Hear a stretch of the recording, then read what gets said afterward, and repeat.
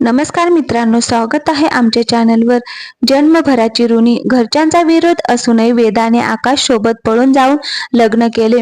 खरं तर आकाश परप्रांतीय होता. उच्च माध्यमिक शिक्षणासाठी तो पुण्याला आला होता आणि वेदा पाटील घराण्यातील घरदार मुलगी होती.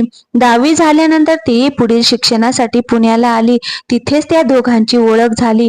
भाषा, राहणीमान, खाण्यापिण्याच्या सवयी सारे काही फार वेगवेगळे होते. पण त्या दोघांचे पण म्हणतात ना, प्रेम कसली बंधने, नियम पाहत नाही. व्हायचे असेल तर ते कुठेही कोणासोबतही होते. लग्न करून दोघेही पुण्याला निघून आले. लग्न झाले तेव्हा ते दोघेही कॉलेजच्या दुसऱ्याच वर्षाला होते. अचानक लग्न केल्यामुळे दोघांचेही शिक्षण थांबले. खरं तर दोघांचीही पुढे शिकण्याची फार इच्छा होती, पण वेदाच्या घरच्यांना त्या दोघांबद्दल कळाले आणि ते तिचे अर्धवट शिक्षण सोडून तिला कायमचे गावी घेऊन गेले आणि तिच्या लग्नाचे पाहू लागले. इकडे आकाशला तिच्याशिवाय एक क्षणही जगणे अशक्य झाले होते. तो तिला भेटण्यासाठी तिच्या गावी गेला आणि तिथूनच ते दोघे पुण्याला निघून आले. पुण्यात आल्यानंतर आकाश नोकरी करू लागला. पुण्याला आल्यानंतर त्याने त्याच्या घरच्यांना वेदाबद्दल सांगितले, पण त्याच्या घरच्यांनी त्याला परजातीय मुलीसोबत लग्न करण्यासाठी विरोध केला. वेदाला मात्र आशा होती की कधी ना कधी तिच्या घरचे तिला समजून घेतील. लग्न झाल्यापासून तिने 1-2 वेळा घरी फोनही केले, पण तिचा आवाज ऐकून तिच्या घरचे सरळ फोन ठेवून द्यायचे. आकाश तिच्यावर जीवापाड प्रेम करायचा. तिला घरच्यांची आठवण होऊ नये म्हणून खूप प्रयत्न करायचा, पण कोणी काहीही केले तरी आई वडिलांची जागा नाही भरून काढू शकत. आकाशने लग्न केल्यावरही त्याच्या घरी एकदा फोन केला, पण त्याच्याही घरच्यांनी त्याच्या लग्नाबद्दल ऐकून त्याच्यासोबतची त्याची सर्व नाती तोडली. दोघांचेही त्यांच्या घरच्यांसोबत सगळे संबंध संपले, पण तरीही कोणाच्याही आधाराशिवाय ते दोघेही खूप छान राहायचे. एक दिवस आकाशने आईची आठवण आली म्हणून सहज त्याच्या घरी फोन केला. तेव्हा त्याला त्याची आई खूप आजारी असल्याचे कळाले. तो आईला पाहण्यासाठी गावी निघाला. वेदाला इथे एकटीला सोडून जाणे त्याला योग्य वाटत नव्हते, पण वेदासोबत लग्नाला त्याच्या घरच्यांनी विरोध केला होता आणि त्यात त्याची आई आजारी असल्याने त्याला वेदाला घेऊन जाणे बरोबर वाटले नाही. शेवटी तो एकटाच जायला निघाला. निघताना त्याने वेदाला घर खर्चासाठी थोडे पैसे दिले आणि 2-4 दिवसात परत येतो सांगून निघाला. वेदाला खूप भीती वाटत होती. आकाश पुन्हा येईल की नाही याची, पण आकाशने तिला वचन दिले होते की काही झाले तरी मी नक्की परत येईन. तो जाण्याआधी तिच्यावर कधीही एकटी राहण्याची वेळ आली नव्हती, पण तरीही ती एकटी राहिली. आकाश येण्याची वाट पाहत आकाश जाऊन साधारण 15 दिवस झाले होते, तरीही तो आला नाही. त्या काळात फक्त लँडलाईन फोन होते. आकाशने निघताना तिला त्याच्या घरचा म्हणून एक फोन नंबर दिला होता. वेदा रोज त्या नंबरवर फोन करायची, पण आकाश नावाचे कोणीही इथे राहत नाही असे सांगून समोरची व्यक्ती फोन ठेवून द्यायची. पुढे तर तिचा आवाज ऐकला की त्या नंबरवर जे कोणी यायचे ते फोन ठेवून द्यायचे. वेदाला काय करावे काहीही सुचत नव्हते, पण वाट पाहण्याशिवायही तिच्याकडे काहीही पर्याय नव्हता. पुन्हा घरी जाण्याचा तर ती विचार सुद्धा करू शकत नव्हती. आकाश जाऊन महिना होत आला. घर मालक भाडे घेण्यासाठी आल्यावर वेदाने घर खर्चासाठी आकाशने जे काही पैसे दिले होते ते घर मालकाला देऊन टाकले. ते पैसे दिल्यानंतर तिच्याकडे आता घर खर्चासाठी काही शिल्लक नव्हती. शेवटी तिने काहीतरी काम धंदा करायचे ठरवले, पण अंगावरच्या कपड्यांवर तिने घर सोडले असल्यामुळे तिच्याकडे कोणतेही शैक्षणिक कागदपत्र नव्हते. त्यामुळे शिक्षण असूनही तिला नोकरी मिळणे अशक्य झाले होते. आता पोट भरण्यासाठी तिच्याकडे घरकामाशिवाय काहीच पर्याय उरला नव्हता, पण तिथेही ती खचली नाही. घरदार पाटील घराण्यातील पोर असूनही ती धुणी भांडी करायलाही लाजली नाही. पण म्हणतात ना, वाईट वेळा आले की चारही दिशेने येतात, तसेच काहीसे तिच्यासोबत घडत होते. दिसायला खूप सुंदर असल्याने एकतर तिला कोणी काम द्यायचे नाही आणि दिलेस तरी त्या घरातील पुरुष तिच्याकडे वाईट नजरेने बघायचे. नाईलाजाने तिला ते काम सोडावे लागायचे. दिवसेंदिवस वेदाची अवस्था आणखीनच खराब होऊ लागली. घरातील सर्व सामानही संपले होते. 2 महिने झाल्यावर पुन्हा घरमालक भाडे घेण्यासाठी आला. त्यावेळी वेदाकडे त्याला देण्यासाठी काहीही पैसे नव्हते. घरमालकाने तिला आकाशबद्दल विचारले. तिने सर्व हकीकत घरमालकाला सांगितली. आकाश आला की पैसे देते असेही ती त्याला बोलली, पण घरमालकाला तिची दया आली नाही. तिला धीर देण्याऐवजी तो तिला म्हणाला, गेला पळून तुझा नवरा, मन भरले असेल आता त्याचे, मला काही माहीत नाही. 4 दिवसात भाडे टाक, नाहीतर घर खाली कर. वेदाला काही सुचत नव्हते. 4 दिवसात कुठून पैसे उभे करायचे? त्या 4 दिवसात ती काही न खाता पिता वेड्यासारखी काम शोधू लागली. 4 दिवस झाल्यावर घरमालक पुन्हा आला. भाडे न भेटल्याने त्याने वेदाला घरातून काढून टाकले. शिवाय तिला तिचे सामानही घेऊ दिले नाही. त्याने संध्याकाळची वेळ होती. 4 दिवसापासून पोटात अन्नाचा एक कणही नव्हता. तिच्या आकाशचे गाव मध्य प्रदेशात कुठेतरी आहे, याशिवाय तिला काहीच माहीत नव्हते. तिने मनाशी ठरवले, काही नाही, आपणच जायचे त्याच्या गावी त्याला शोधायला. तावातावाने पायी चालत ती पुणे स्टेशनला आली. पण कसे जायचे? कोणती गाडी त्याच्या गावी जाते? तिला काहीही माहीत नव्हते. शिवाय जवळ काहीच पैसेही नव्हते. पुन्हा हताश होऊन ती स्टेशनच्या बाहेर येऊन रडत रडत आता कुठे जायचे याचा विचार करत ती रस्त्याने चालू लागली.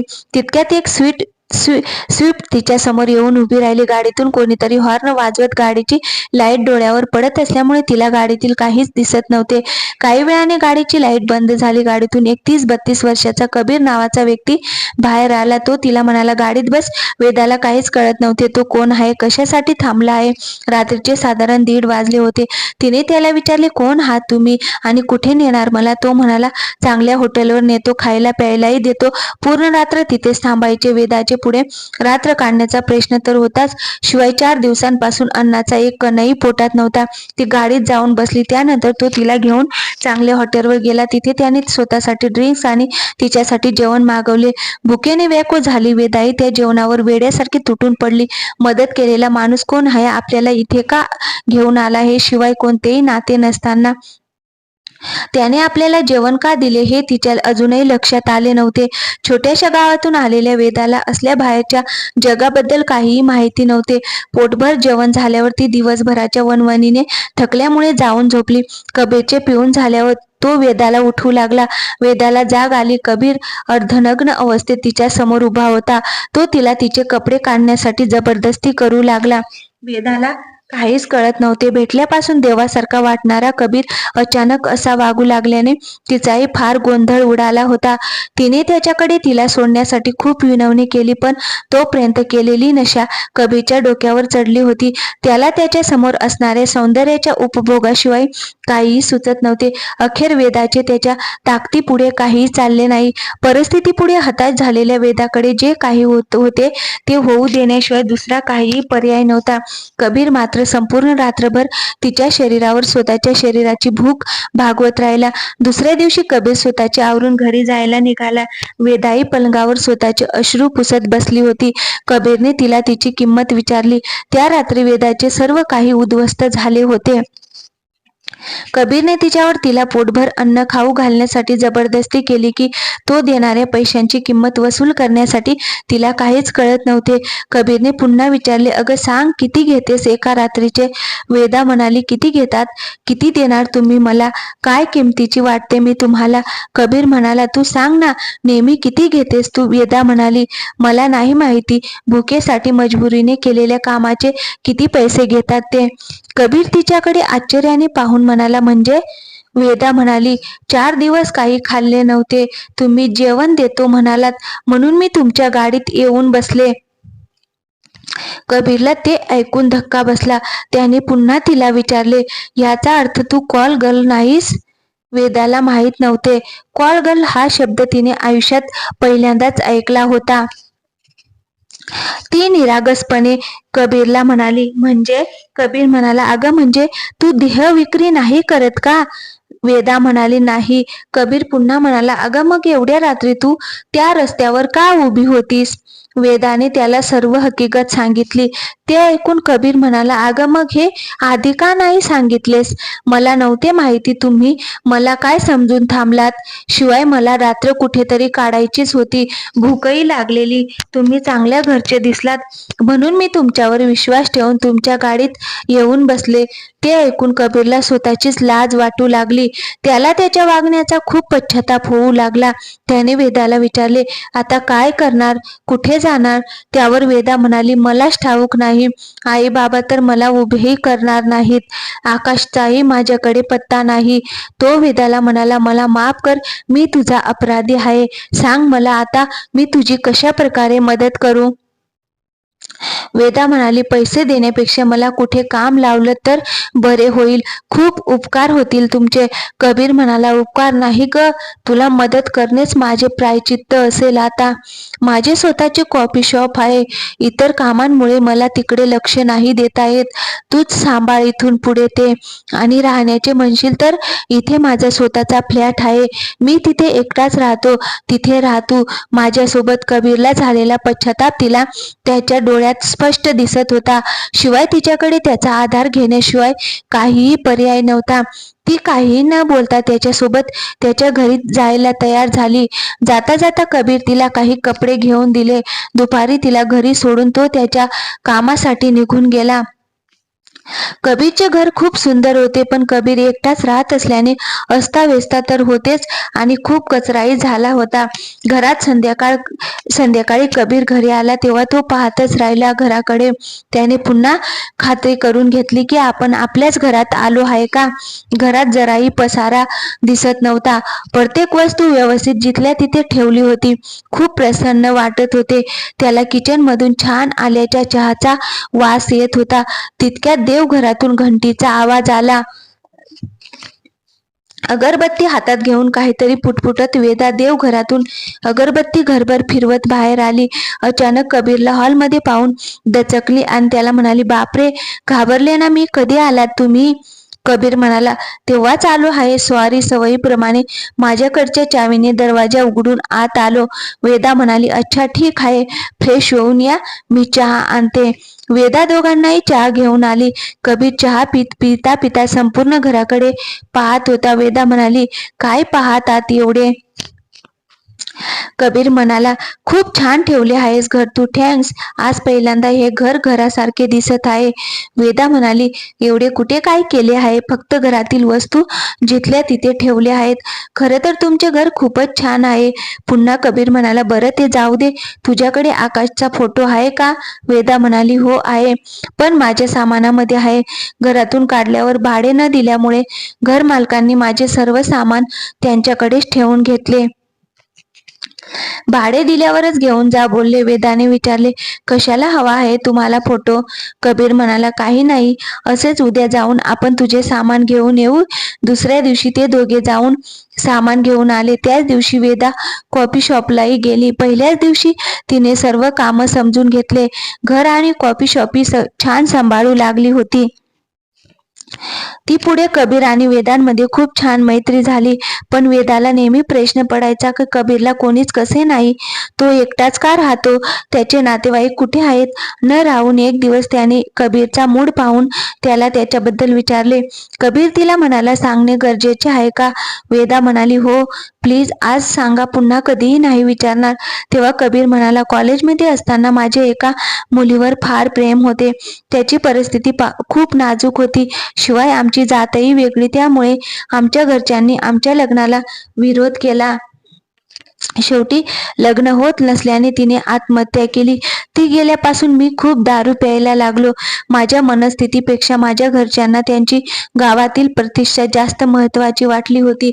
त्यामुळे त्यांनी मला प्रॉपर्टीतील माझा हिस्सा देऊन घरातून हाकलून दिले. त्यानंतर मी इकडे तिकडे एकटा राहू लागलो. खरं सांगू, तुझ्यात आणि मी जिच्यावर प्रेम करत होतो तिच्यात मला काहीच फरक वाटत नाही.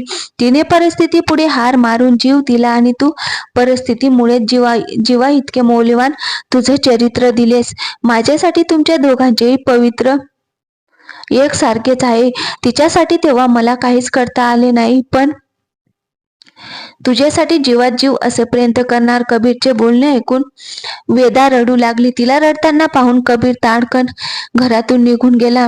वेदेला कल्पना होती तो कुठे गेला असेल याची. पिल्यानंतर कबीरचा स्वतःवरचा ताबा राहत नाही आणि त्याची तिच्या मनातील किंमतही तिला कमी होऊ द्यायची नव्हती. म्हणून ती तो येण्याआधी झोपण्याचे नाटक करू लागली. काही वेळाने कबीर दरवाजा खोलून आत आला. धडपडत वेदाच्या खोलीकडे तिला आवाज देत देत गेला.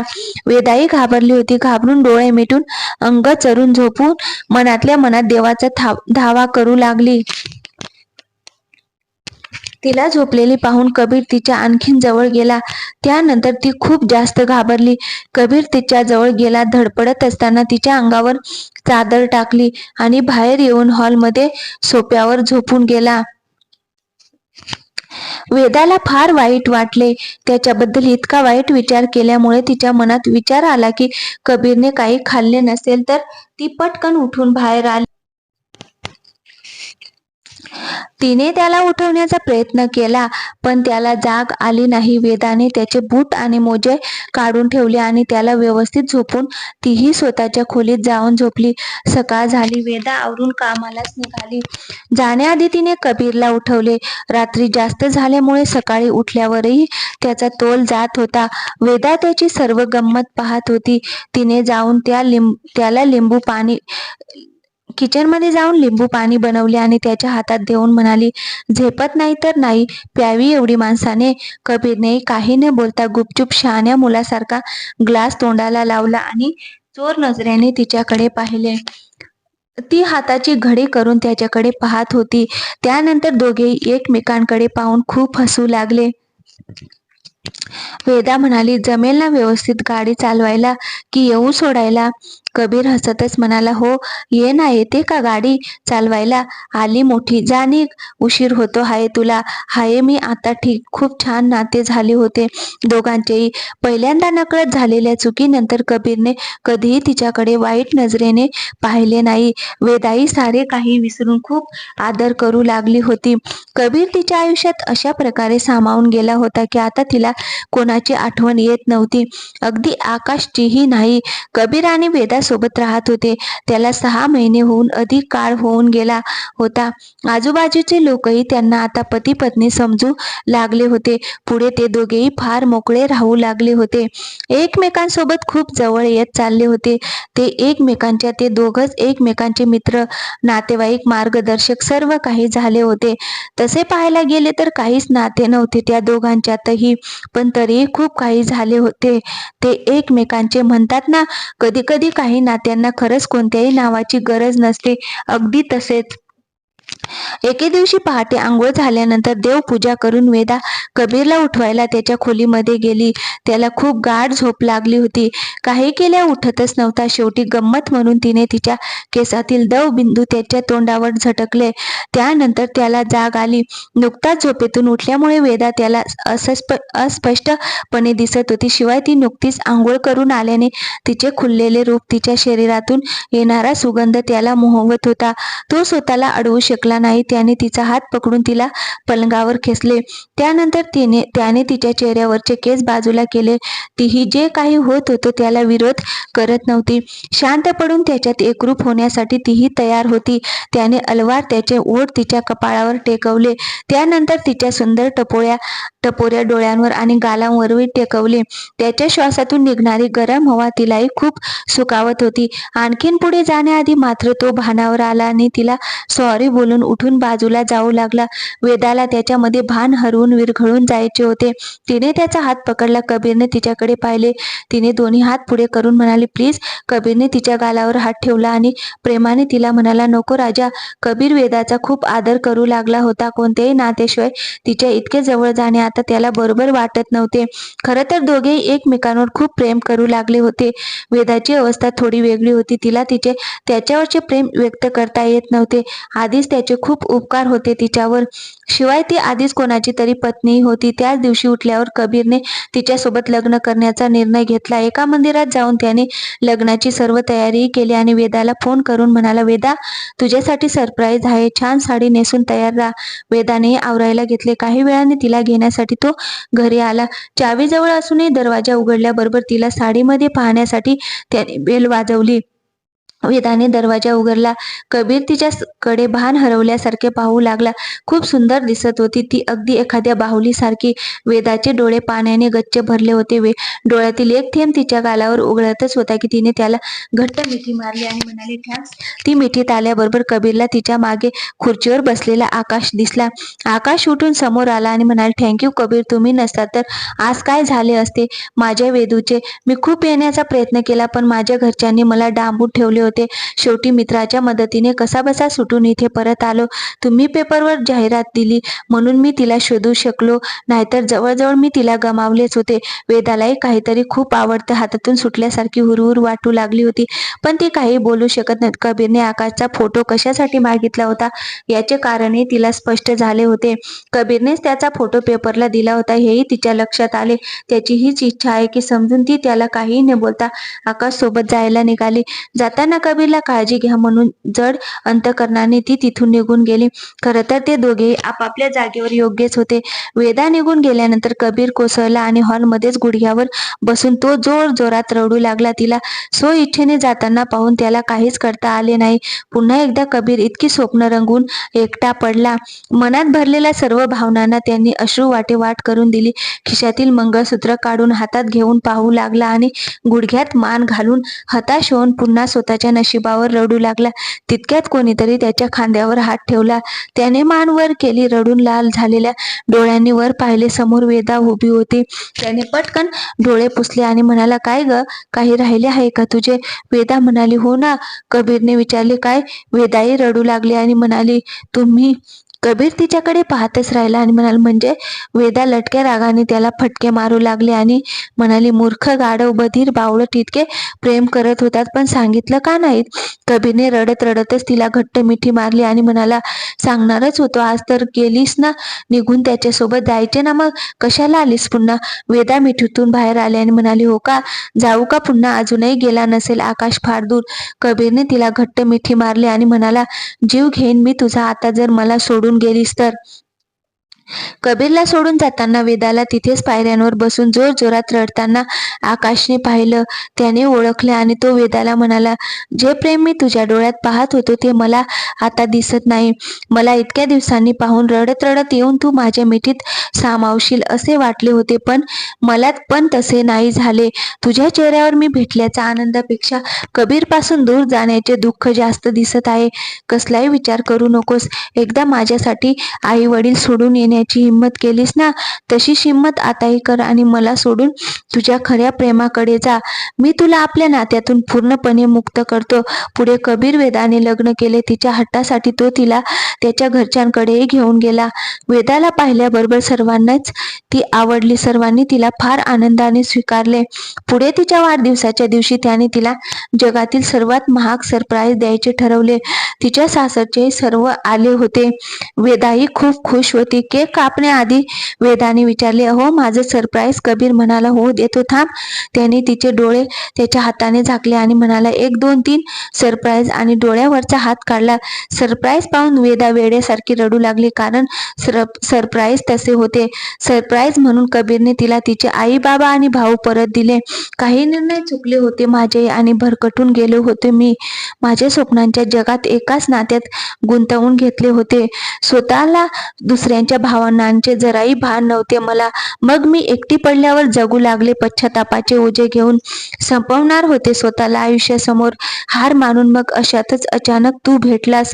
कोणत्याही नात्याशिवाय तू सहज माझा झालास. मन गुंतत गेले तुझ्यात. विस्कटलेले जगाचेही भान हरवून पुन्हा नव्याने मी जगू लागले स्वप्नांच्या जगात. तूही सहज स्वीकारलेस मला. माझ्या भूतकाळाला विसरून नवे आयुष्य दिलेस मला पुन्हा तुझी अर्धांगिनी बनवून. आता तुझ्याशिवाय जगण्याचा विचारही सहन होत नाही. क्षणभर जरी दूर गेलास तरी मन माझे घाबरून जाईल. लग्न झाल्यावर सर्वांनाच मिळतो सौभाग्याचा हायर. तू मात्र नवे जीवन दिलेस, देऊन मला माझे हरवलेले माहेर. पतीला परमेश्वर का म्हणतात हे तू दाखवून दिलेस. जगातील सर्व सुख देऊन मला तू तुझी जन्मभरांची ऋणी केलेस. तर मित्रांनो, कशी वाटली आजची कथा? आवडली असेल तर व्हिडिओला एक लाईक आणि चॅनलला सबस्क्राईब